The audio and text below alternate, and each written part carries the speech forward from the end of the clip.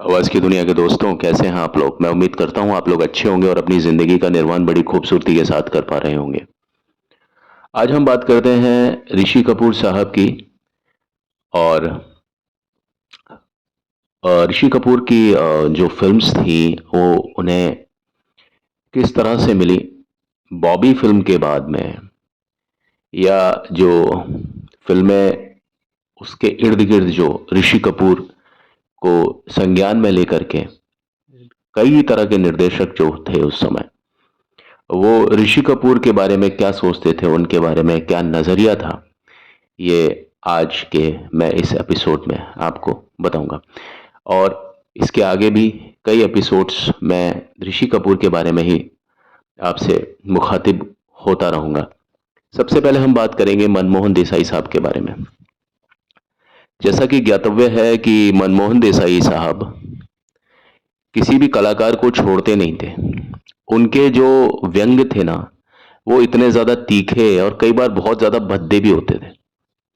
तो मनमोहन देसाई के बारे में हम गलत नहीं कह सकते, क्योंकि जिनके बारे में उन्होंने कुछ कभी भद्दे कुछ कमेंट्स किए थे, बाद में उन्हीं कलाकारों को लेकर के जब भी मनमोहन देसाई ने फिल्में बनाई, तो मनमोहन देसाई का नाम तो चला ही चला, लेकिन वो जो कैरेक्टर जितने भी मनमोहन देसाई की फिल्मों में आते थे वो सभी अमर हो जाया करते थे।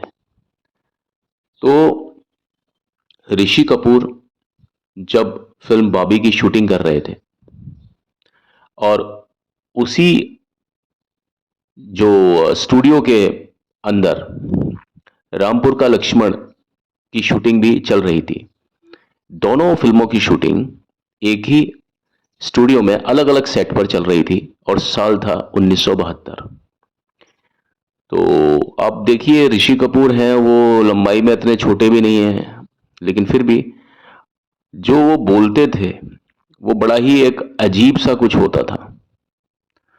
तो वो जो मनमोहन देसाई थे वो किसी को बख्शते नहीं थे, ना ही किसी से डरते थे, और उनके पास में कुछ अलग किस्म की वोकैबलरी थी।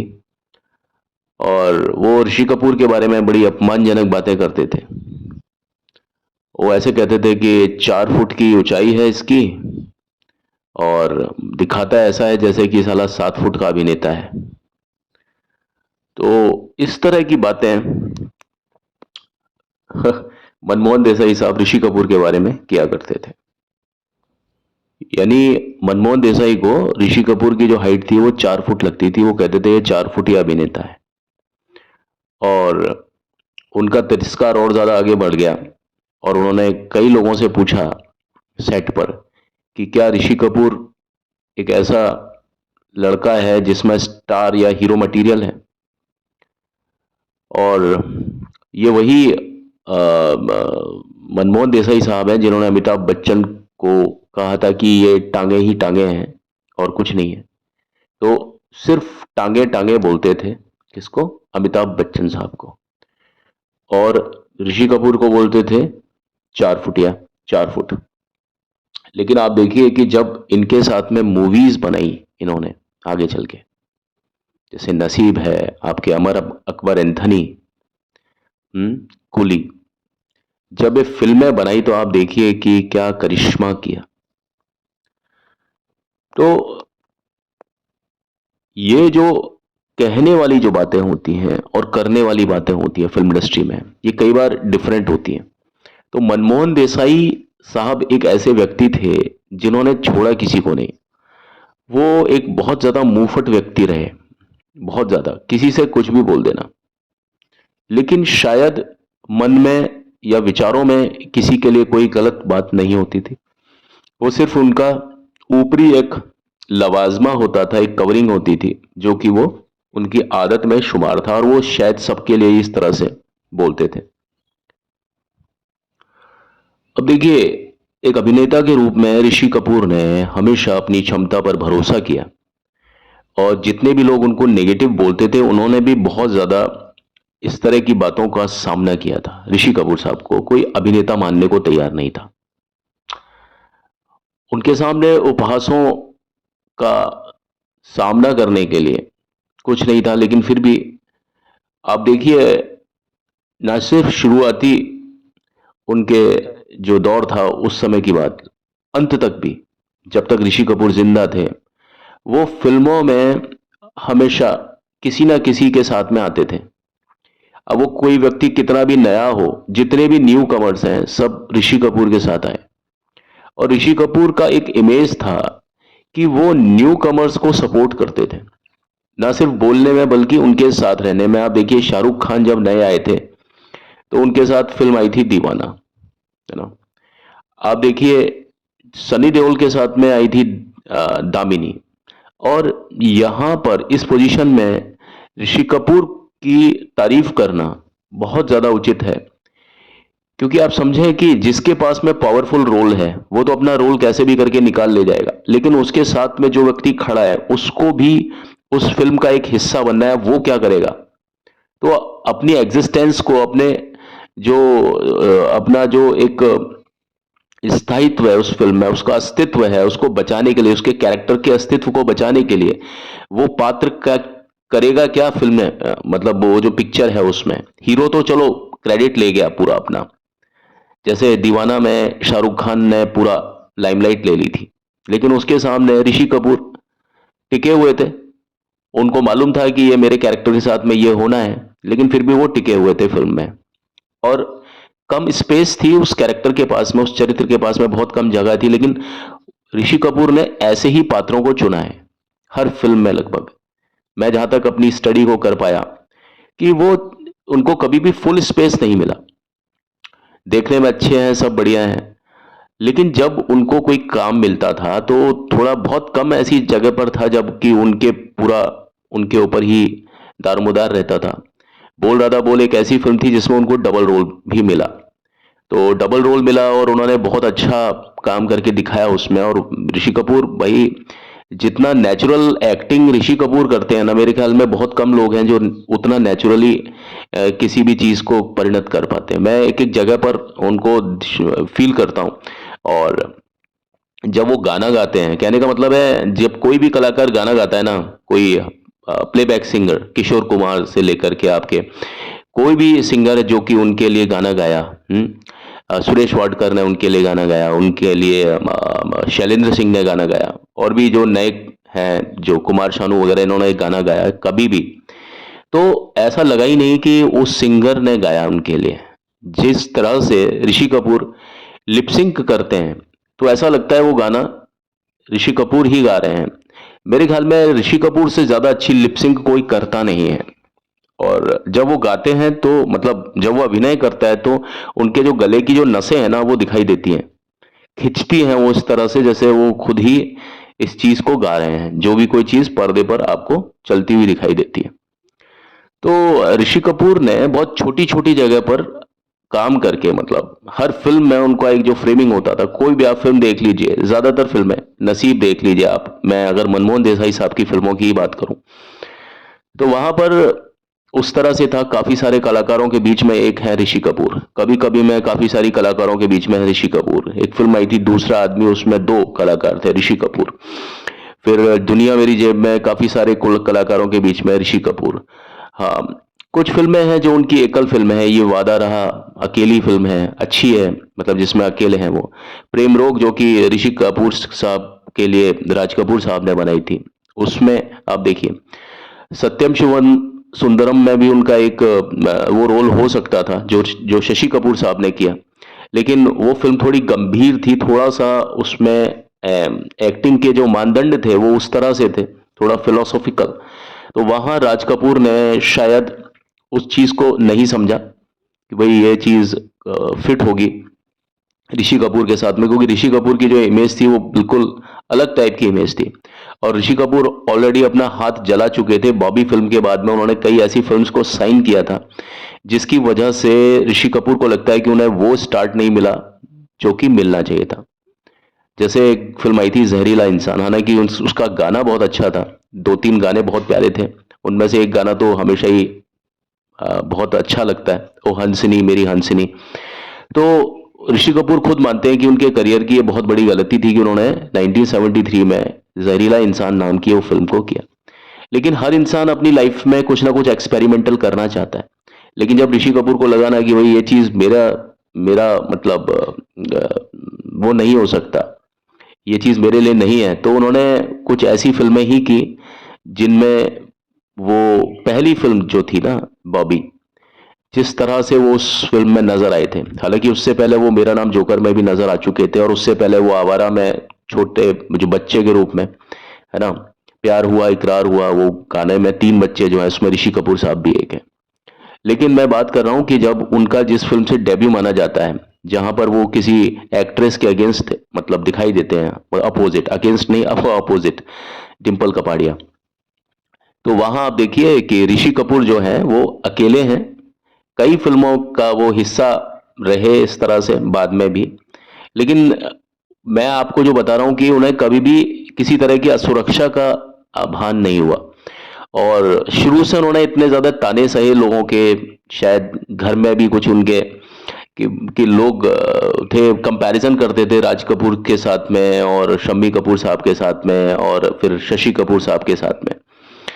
हालांकि शम्मी कपूर और इनके सामने ऋषि कपूर एक अलग टाइप के अभिनेता रहे हैं, और जितने कलाकारों के साथ में शायद ऋषि कपूर ने काम किया, नई जनरेशन तक भी उतने कलाकारों के साथ में कभी किसी कलाकार ने शायद काम नहीं किया। जितनी एक्ट्रेसेस के साथ में ऋषि कपूर ने काम किया, उतनी एक्ट्रेसेस के साथ में शायद किसी भी हीरो ने काम नहीं किया। उनके नाम पर ये रिकॉर्ड है। अब देखिए, जब भी कभी कोई नया सितारा आता था फिल्म इंडस्ट्री में, तो एक हड़कंप मचता था, और वहां पर यह सवाल आता था कि अब ऋषि कपूर गए। अब जब फिल्म आई थी एक दूजे के लिए, जो कि रिलीज हुई थी 1981 में, 1981 में, तो जब उस फिल्म के जरिए कमल हसन ने हिंदी फिल्म इंडस्ट्री में पदार्पण किया, तो कि जो कि पहले से ही बहुत बड़ी एक हिट थी, और वो मद्रास यानी साउथ इंडिया से थी वो फिल्म, और उस फिल्म में वही स्टार कास्ट थे जो कि हिंदी का जो मूल संस्करण है उसमें, यानी वो फिल्म रति अग्निहोत्री और कमल हसन की फिल्म थी।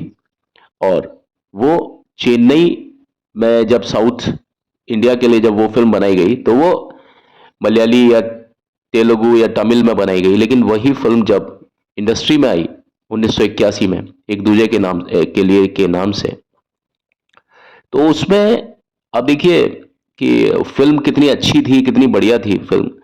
और लेकिन जब भी कभी कोई फिल्म आती थी तो लोग इसमें ये कहते थे कि अब ऋषि कपूर का जमाना चला गया, ऋषि कपूर को की जगह को भरने के लिए ये एक नया कलाकार आया है, कमल हसन। और इसी तरह की बातें बाद में, मतलब जब भी कभी कोई नया कलाकार आता था फिल्म इंडस्ट्री में, जैसे जैकी श्रॉफ आए थे फिल्म, आपकी हीरो थी उसमें, सनी देओल जब आए थे सनी में, हालांकि बेताब पहले रिलीज हुई थी, लेकिन सनी जो फिल्म थी ना वो पहले उन्होंने साइन की थी, सनी देओल की फिल्म। जैसे अनिल कपूर आए थे आपके, जो फिल्म थी वो 7 दिन, और उससे पहले उनके कई फिल्म्स आ चुकी थी।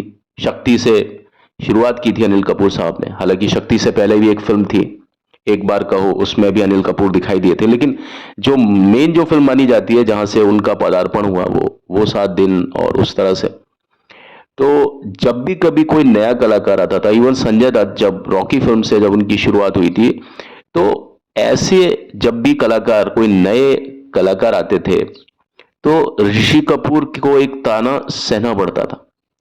सभी तरफ से खट्टे की घंटियां बजती सुनाई देती थी, इवन मैगजीन्स में भी, और बड़ा ही सुर्खियों में इस बात को लेकर के चर्चा होती थी, और हेडलाइंस होती थी कि हटो ऋषि कपूर, उस तरह से करके।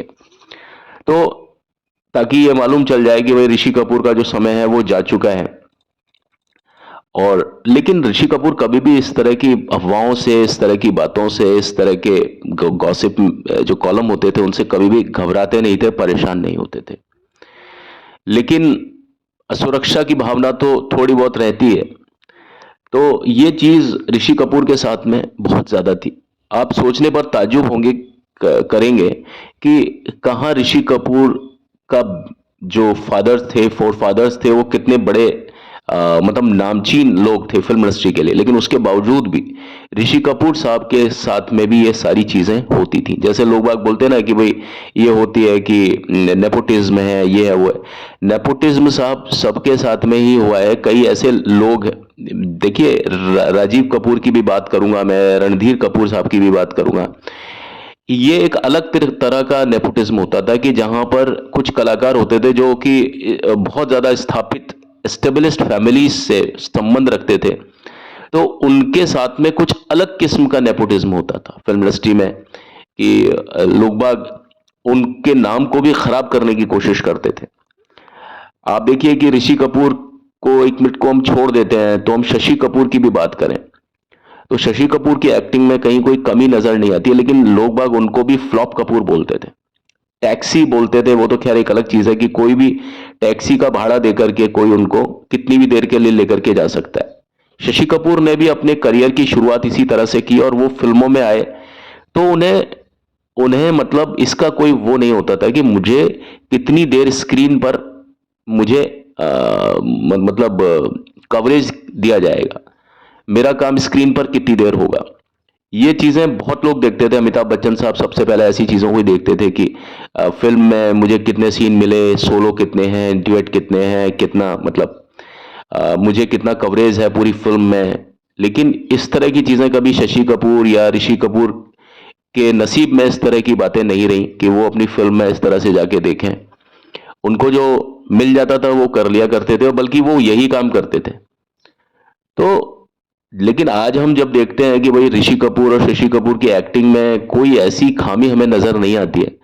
जिन लोगों को आज की तारीख में हम पद्मश्री, पद्म भूषण और आजकल के जो कलाकार हैं जो जरा सा कुछ करते हैं तो चारों तरफ सुर्खियां बटोर लेते हैं वो सोशल मीडिया की मदद से और ये सारी चीजें, उनके सामने तो ऋषि कपूर और शशि कपूर मेरे ख्याल में ऑस्कर दिए जाने लायक है। लेकिन उनके साथ में इस तरह का व्यवहार होता था। तो मैं आपको यही कह रहा हूं कि परेशानियों का जो सबब था ना वो सबके लिए ही था। ऐसा नहीं था कि कोई स्टार पुत्र है या कोई बहुत ज्यादा खानदानी व्यक्ति है तो उसके साथ में दिक्कतें नहीं आती थी। उनके साथ में एक अलग तरह की दिक्कतें आया करती थी कि उन्हें साबित करना होता था कि उन्होंने उस परिवार में जन्म तो लिया, लेकिन उनमें खुद में वो पोटेंशियल है या नहीं। अगर उनमें वो पोटेंशियल होता भी था तो लोग बाग उनसे कहीं ज्यादा, बहुत ज्यादा पोटेंशियल की उम्मीदें करते थे। ऋषि कपूर ने कई फिल्में गलत तरीके से साइन की। जैसे उन्होंने सबसे पहले नाम बताया जहरीला इंसान, उसके बाद में जैसे वो रफू चक्कर और इस तरह की फिल्मों से भी वो ज्यादा खुश नहीं थे क्योंकि उसमें उनको एक अलग तरह के कैरेक्टर्स करने पड़े। उसमें लड़की वगैरह का भी कुछ मेकअप वगैरह करना पड़ा उनको। उनको एक फिल्म ऐसी चाहिए थी जो एक लैंडमार्क टाइप की फिल्म हो। तो उसमें एक नाम आता है लैला मजनू, हुस्न हाजिर है। वो गाना जो था रंजीता के साथ में जो फिल्म बनी थी उनकी, वो जो फिल्म थी ना उसको ऋषि कपूर अपना जो करियर की सबसे अच्छी फिल्म मानते हैं उस समय, बॉबी के बाद में। वो एक बहुत बड़ी हिट थी, लेकिन न जाने क्यों उसको उतनी ज्यादा क्रेडिट नहीं मिला। और ऋषि कपूर कहते हैं कि वो एक ऐसी फिल्म थी कि जो क्रेन की तरह उस फिल्म ने मुझे कुछ कूड़े करकट से ज्यादा मतलब बाहर निकाला। बॉबी फिल्म के बाद में शायद दूसरी फिल्म थी जहरीला इंसान, उसके बाद में तीसरी फिल्म थी रफू चक्कर, जिस फिल्म को कायदे से बहुत ज्यादा चलना चाहिए था, लगभग 50 हफ्ता चलना चाहिए था क्योंकि उसकी मेकिंग पर बहुत ज्यादा ध्यान दिया गया था। लेकिन यह सिर्फ 100 दिन ही चली क्योंकि दर्शकों को ऋषि कपूर जो था ना वो बॉबी वाला ऋषि कपूर चाहिए था। और एक फिल्म और आई थी जिंदा दिल जो कि 1975 में थी। वो फिल्म भी बहुत ज्यादा सोच समझ के बनाई गई थी बकौल ऋषि कपूर, लेकिन उस फिल्म से भी निराशा ही हाथ लगी। हालांकि उसके बाद में जो लाइन पर थी वो खेल खेल में जो लगी थी उसी साल 1975 में, वो भी एक बहुत सफल फिल्म थी। लेकिन जिस फिल्म ने ऋषि कपूर को बॉबी के प्यार में डूबे हुए लड़के के रूप में फिर से पुनर्जीवित किया, वो ऐसी थी जैसे कि लैला मजनू, जो कि एच.एस. रवेल, राहुल रवेल के फादर ने डायरेक्ट की थी। लेकिन उसके बाद में एक फिल्म आई थी जो कि थोड़ा सा वक्त के बाद में आई थी, जिसका नाम था कर्ज। कर्ज मतलब 1980 हाँ 80 81 के समय की थी, 80 की फिल्म थी।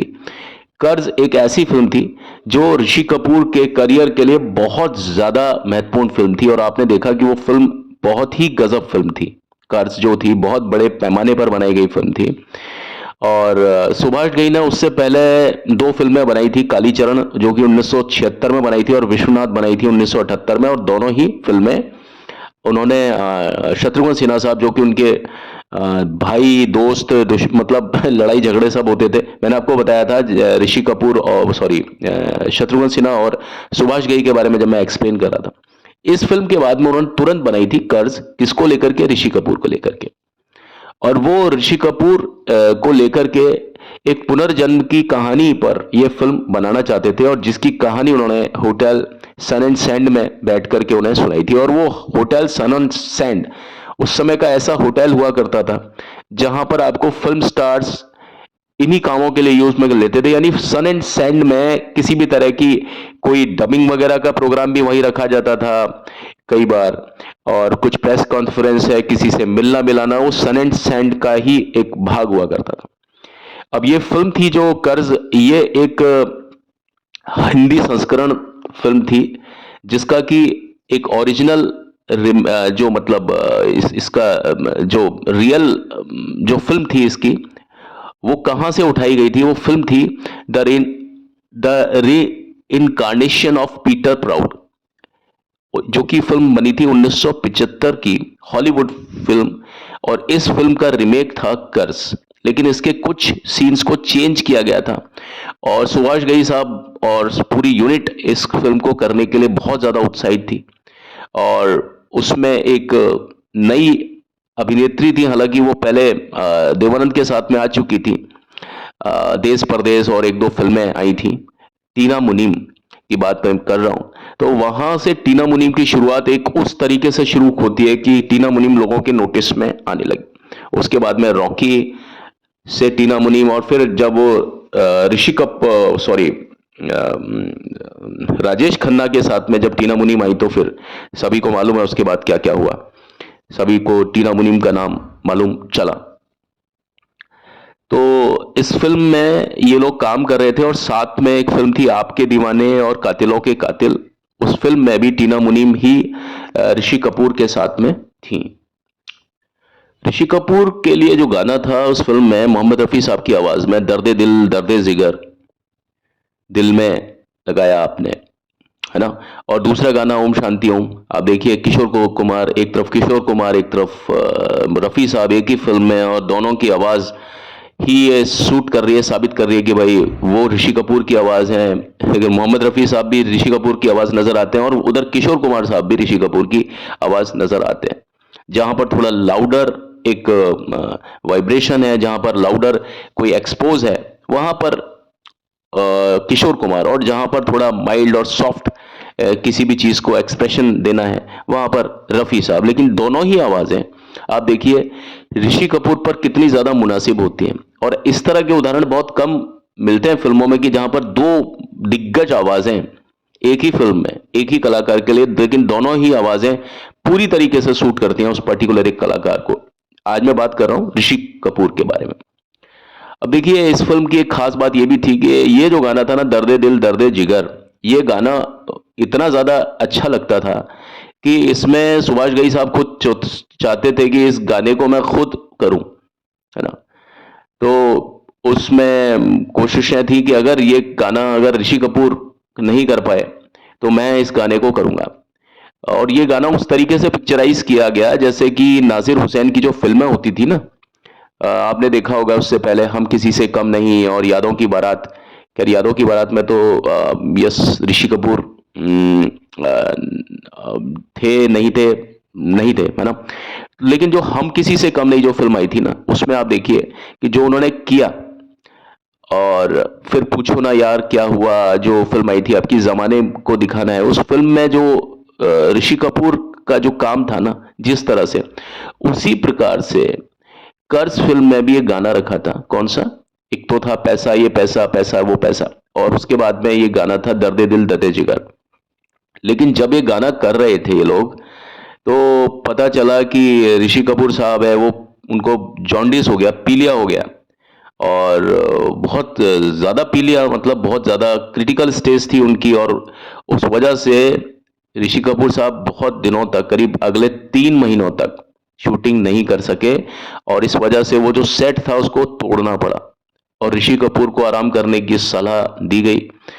और जब ऋषि कपूर साहब शूटिंग पर लौटे 3 महीने के बाद में, तो ऋषि कपूर साहब का वजन काफी कम हो चुका था और वो बहुत ज्यादा कमजोर दिखने लगे थे।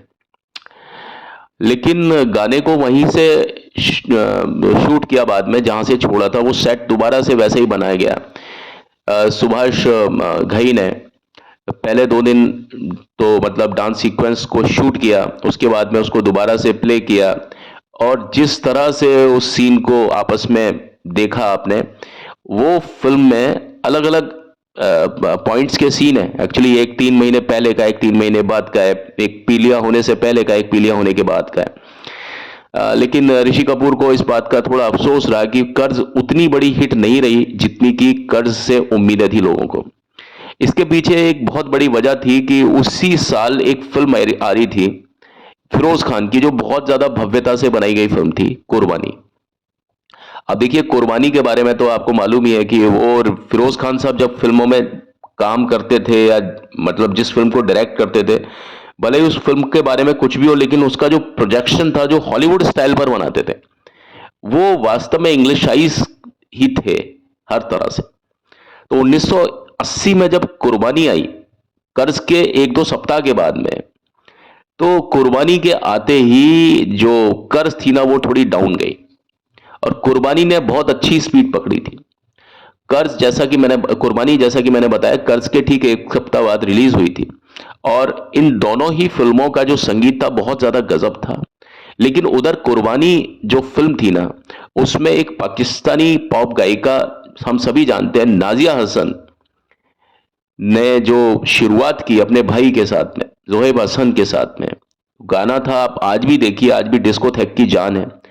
आप जैसा कोई मेरी जिंदगी में आए तो बात बन जाए। तो आप देखिए, वो गाना थोड़ा बिडू का म्यूजिक, और उसके अलावा जितने भी गाने थे उस फिल्म में, वो सभी कल्याण जी आनंद जी साहब के साथ में, विजू शाह उसमें पूरा म्यूजिक अरेंज, और उसमें सभी बाबला वगैरह सब लोग लगे हुए थे उनमें। तो ये जो कंट्रीब्यूशन था कुर्बानी का, ये म्यूजिकल कंट्रीब्यूशन बहुत जबरदस्त था। और कुर्बानी में एक चीज और थी कि उसमें मर्सिडीज को उड़ाया था, जो उन्होंने व्हाइट कलर की जो मर्सिडीज थी, रियल में उसमें आग लगा दी थी लास्ट में। तो कुछ इस तरह की बातें हुआ करती थी कि वो हॉलीवुड स्टाइल में फिल्में बनाते थे। तो वो जो फिल्मों का जो मतलब एक दौर था, कुर्बानी के सामने कर्ज फीकी पड़ गई थी। हालांकि गानों के स्तर पर देखें तो आप देखिए कि दोनों गाने टक्कर पर थे। एक तरफ अगर आप जैसा कोई मेरी जिंदगी में था, तो दूसरी तरफ ओम शांति ओम वाला गाना था। और आप देखिए, किशोर दा तो कभी कम नहीं थे किसी से भी। लेकिन इधर अगर आप देखें कि कर्ज फिल्म में सिर्फ एक ही स्टार थे उस फिल्म में, जो थे ऋषि कपूर, और उसकी तुलना में, यानी कुर्बानी की तुलना में, एक छोटी फिल्म थी। और उधर आप देखिए कुर्बानी में कितने सारे स्टार्स थे। फिरोज खान साहब थे आप, और विनोद खन्ना थे, और शक्ति कपूर ने भी एक तरीके से अपने करियर की शुरुआत, जो लोग पहचानने लगे थे, वो इसी फिल्म से पहचानने लगे थे। और इस फिल्म में आप देखिए, टीना मुनीम थी, वो नई थी लगभग, कर्ज की बात कर रहा हूं। और उधर कुर्बानी में आप देखिए, कुर्बानी में कौन नहीं था, है ना, बड़े बड़े कलाकार थे उसमें। जो आपकी एक्ट्रेस थी जीनत अमान। तो इस वजह से थोड़ा सा जो कर्ज जो फिल्म थी ना, वो थोड़ा सा डाउन हुई थी। किसके मुकाबले में? कुर्बानी के मुकाबले।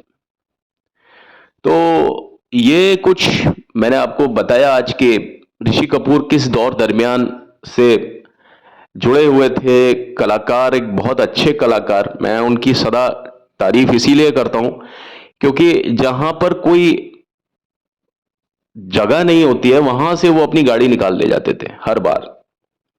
बहुत कम फिल्में, जैसा कि मैंने बताया, उनको सोलो फिल्म मिली, लेकिन जहां पर भी थे वो एक नए कलाकार के साथ में आते थे और उसको एस्टेब्लिशमेंट देते थे और खुद स्क्रीन में रहते थे। लोग बाग तारीफ करते थे कि यार उसके सामने ऋषि कपूर बेवकूफ लगा है, पागल लगा है। मैंने देखा है कई बार, लोग कहते हैं यार ये तो अरे भाई आप देखिए कि उसका कैरेक्टर क्या है उस फिल्म में। दामिनी के सामने बताते हैं कि लोग बोला कि लोगों ने कहा कि सनी देओल के सामने ऋषि कपूर कुछ दिखाई नहीं देते। अरे उनका रोल ऐसा था, उनका किरदार ऐसा था कि उनको दिखाई देना ही नहीं था। अब इस चीज के लिए ऋषि कपूर की जगह कोई तो आता, और कौन आता? कोई तैयारी नहीं होता था इस तरह के कैरेक्टर्स करने के लिए। तो हीरो भी तो तभी अपनी परफॉर्मेंस में जान फूकेगा ना जब उसके साथ में कोई सपोर्ट करेगा उसको। तो सपोर्ट करने के लिए ऋषि कपूर बहुत अच्छा एक योगदान होते थे हर एक के लिए। जो भी कोई न्यू कमर आता था उसके लिए ऋषि कपूर, और अंत तक भी इमरान खान के साथ में, इमरान हाशमी के साथ में, हर एक के साथ में उनकी फिल्में हैं।